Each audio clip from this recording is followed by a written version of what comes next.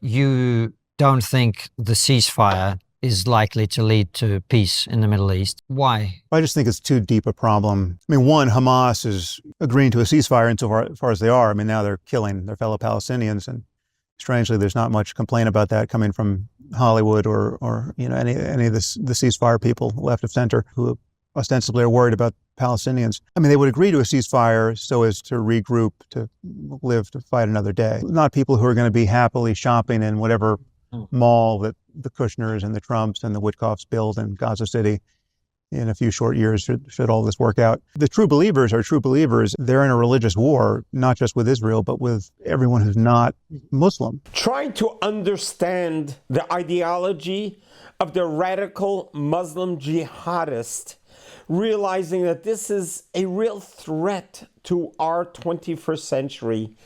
And unless we understand it and realize it, there has to be a way that we can protect ourselves so that the world doesn't become subject to being pulled back to the 8th century. It's like, Israel got attacked on October 7th by absolute barbarians, unambiguously so. I mean, the moral high ground could not be more clear. The very people who were raped and killed and tortured and kidnapped were the peaceniks in Israel, right? Not the ultra-Orthodox religious maniacs on the Jewish side or the settlers, or I mean, just the very people who are, you would think would do the most PR damage to the Hamas side of the story, and yet magically they've managed to weaponize the information landscape in such a way that, I mean, wherever it wasn't already destroyed by the ambient level of anti-Semitism that exists in the world, Israel's reputation has been completely destroyed over the war in Gaza, just by having lost an information war. They also haven't helped themselves, Sam. No, they haven't even tried. No, they haven't. Yeah. Number one. And number two, you have people like Smotrich and Ben-Gvir who've been in the cabinet going around and saying things that are quite frankly just beyond the pale as well. But there's just two of them. Yeah. There's only two anyone can name. Yeah. And but that when you hold that up against the reality of religious fanaticism on the other side, it's just, we're not talking about I'm glad we're moving on to that issue, because you mentioned earlier that you don't think the ceasefire is likely to lead to peace in the Middle East. Why? I just think it's too deep a problem. I mean, I think one, Hamas is, agreeing to a ceasefire insofar as they are. I mean, now they're killing their fellow Palestinians, and strangely, there's not much complaint about that coming from Hollywood or any of the ceasefire people, left of center, who ostensibly are worried about Palestinians. But I mean, they would agree to a ceasefire so as to regroup, to live to fight another day, right? I mean, these are not people who are going to be happily shopping in whatever mall that the Kushners and the Trumps and the Witkoffs build in Gaza City in a few short years, should all this work out. No, I mean, they're a death cult, right? They're real jihadists who really want things. They're not transactional. They're not secretly hoping to just be wealthy or just be, I mean, I'm sure there's some peripheral cynical people who might be like that, but the true believers are true believers, and they're in a religious war, not just with Israel, but with everyone who's not Muslim, right? And even Muslims as well. Even Muslims who they consider to be apostates. And so when viewed from, I mean, this whole peace process is not credible from the point of view of real jihadists, right? It's like the people who are representing the other Arab interests. I mean, the crown prince of wherever is just another apostate who would be condemned by Al Qaeda or the Islamic State or Al Shabaab or any of the other organizations, including Hamas. I'm not saying all jihadists are the same, but the same in this regard, and that they really are committed to a longer-term project of winning a religious war. Mm.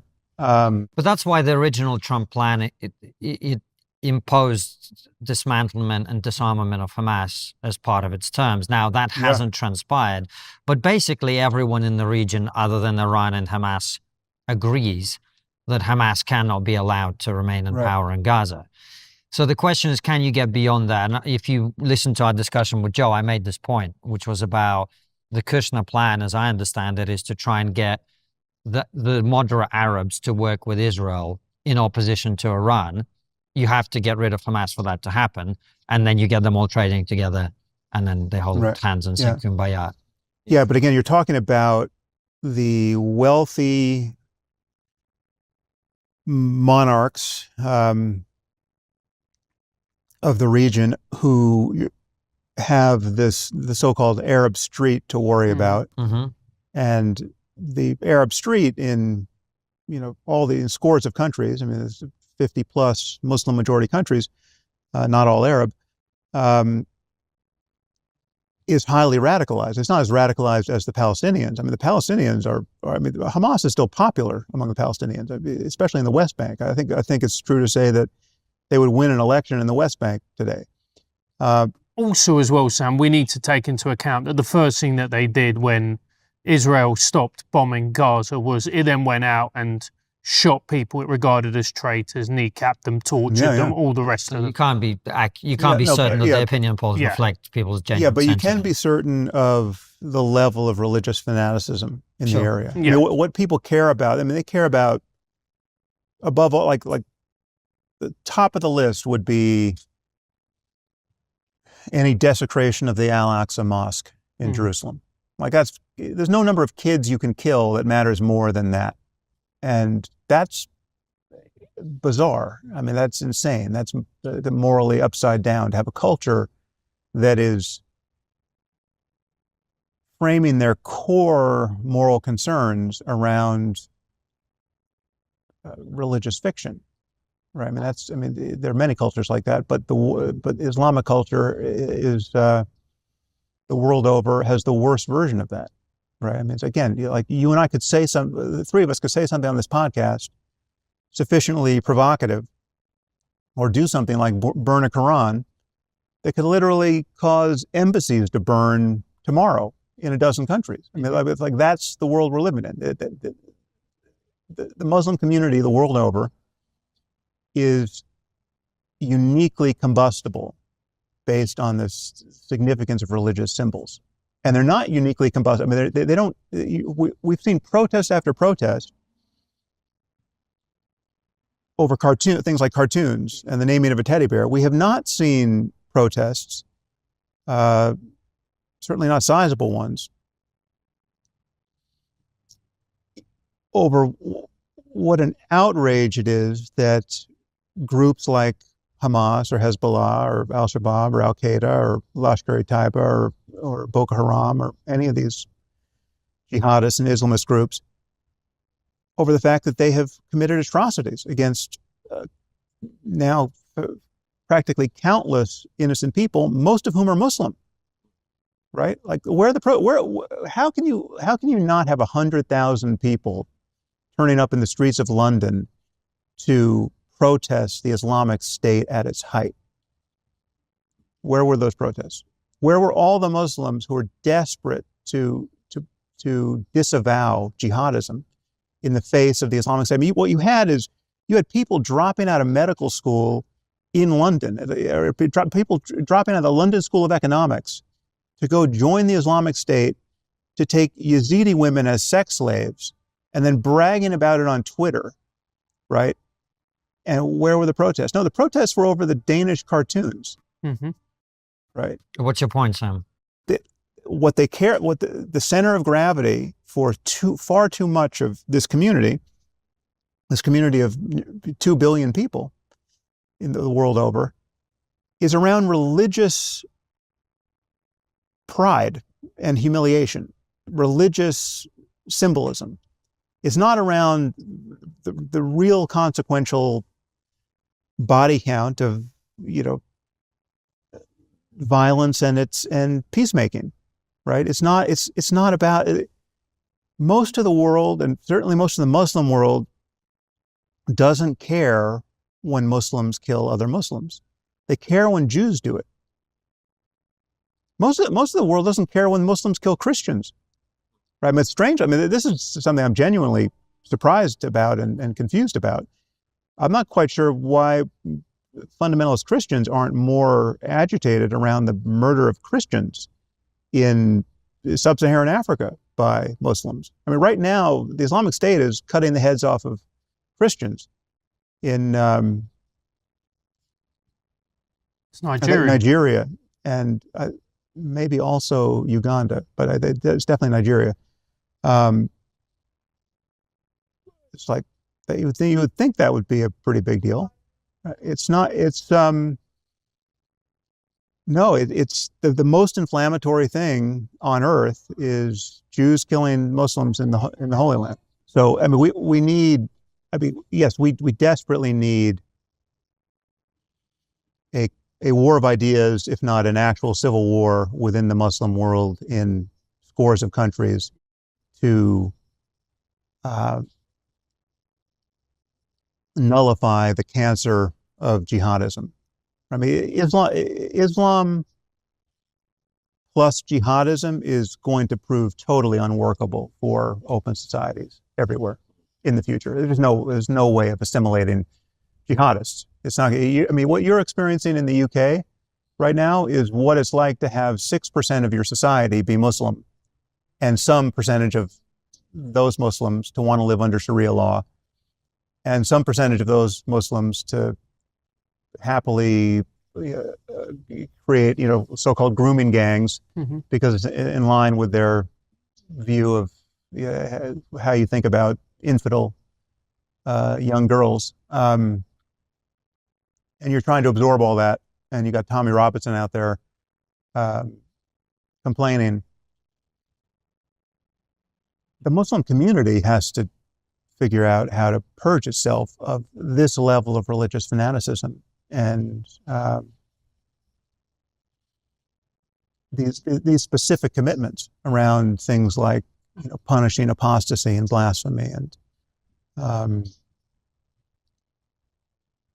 and I, in the fullness of time, maybe they'll do that. Under pressure, maybe they'll do that, but they're not tending to do it organically. Well, this is where the Saudi and the UAE are interesting, right? Because they are trying to do this. They're trying to replace Islamism with a more moderate version plus economic growth. Yeah. So the young men in particular have things to do and a purpose in life and a family to feed and all this other stuff, and are not drawn towards these sorts of ideologies. Well, you seem skeptical about that. Yeah, because I think these religious commitments are sincere for many, many millions of people. And also, it's just for everyone. I mean, wealth is not enough on some level. I mean, this is many people think they need religion. I mean, you're certainly aware of this, and you're talking about this more. And I mean, you and I view this differently. I think the burden is on us to understand that the real depths of human flourishing need to be talked about in ways that are non-sectarian. I mean, the truth is non-sectarian. The truth is not Christian or Muslim or Buddhist or Jewish. So that's true of physics, and it's also true of the mind, right? Whatever's possible for us mentally and emotionally and socially, and whatever happens after death, and it's like to believe otherwise is to believe that one isolated community 2,000 years ago that had no access to science or even scientific values, much less scientific tools, got it perfectly right, and everyone else got it wrong, right? So one of these revealed texts is true, despite the fact that none of them seem to recognize that slavery was a problem morally, among other things. They know nothing about DNA or electricity or information science or the real scale of the cosmos or how disease spreads or anything, but they can tell you how to sacrifice a goat And they've got some good wisdom in there too, but they don't have a monopoly on that because, the Greeks had that and the Buddhists had that. And, the golden rule exists in many different contexts. And, even monkeys seem to intuit some basic version of it. When you treat them unfairly or, reward one with a cucumber and another with a grape, they tend to not like that. Whatever's true about us spiritually and ethically is deeper than culture, and it's certainly deeper than any ancient culture, right? And the fact that the world was partitioned by language barriers and geographical barriers for thousands of years, and everyone came up with different books, is an artifact that we have to recognize as an artifact. It's specious, it's spurious. It's not the actual foundation of our moral knowledge or anything else. And when you go into the Bible and read it and purport to find wisdom there, even if you're a fundamentalist, fundamentalists are picking and choosing the stuff they think is wise and the stuff they think is better left ignored. And they're doing that on the basis of a larger cultural conversation that is secular and that has moved on. So it's like the fact that you're still not trying to figure out whether you should kill somebody for working on the Sabbath if you're Jewish and reading the Pentateuch, or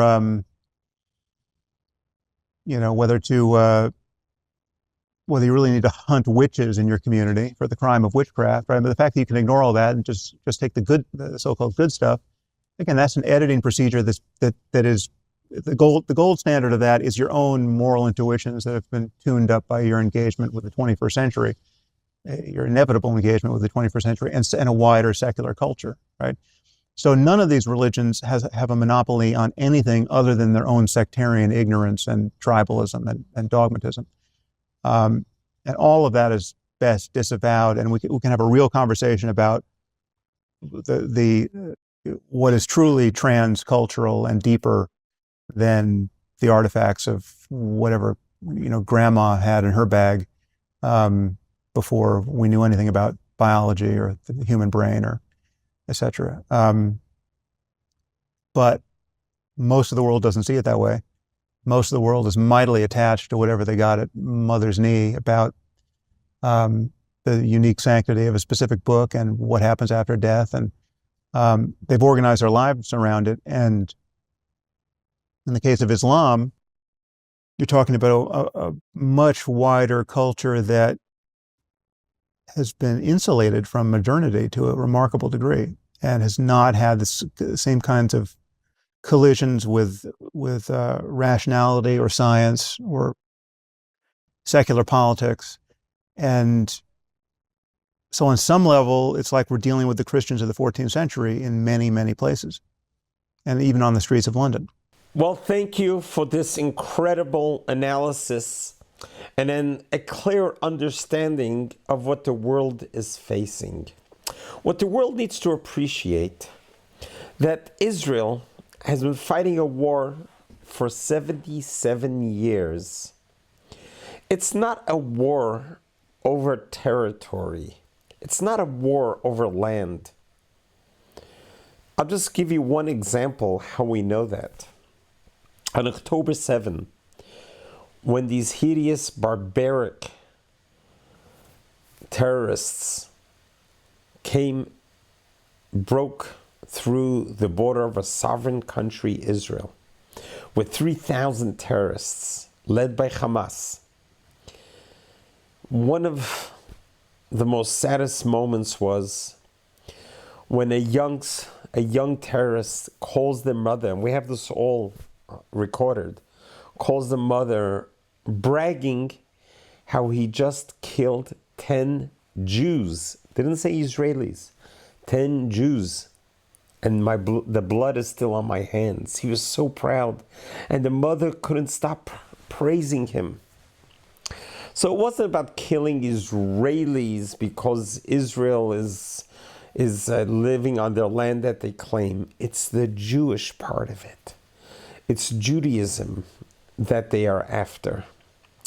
What the world doesn't realize, and perhaps it will now, the reason why America and Israel have such an alliance is because America realizes, and many of the Western countries realize, that by Israel being in the Middle East, they are a buffer, a deterrent for the Arab Muslims to conquer the whole Middle East and then spread its caliphate to take over the globalization, take over the world.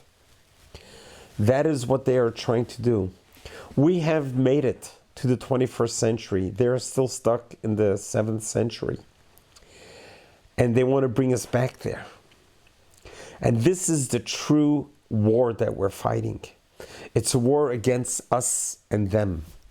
They want to take over the world with their radical jihadist Islam faith.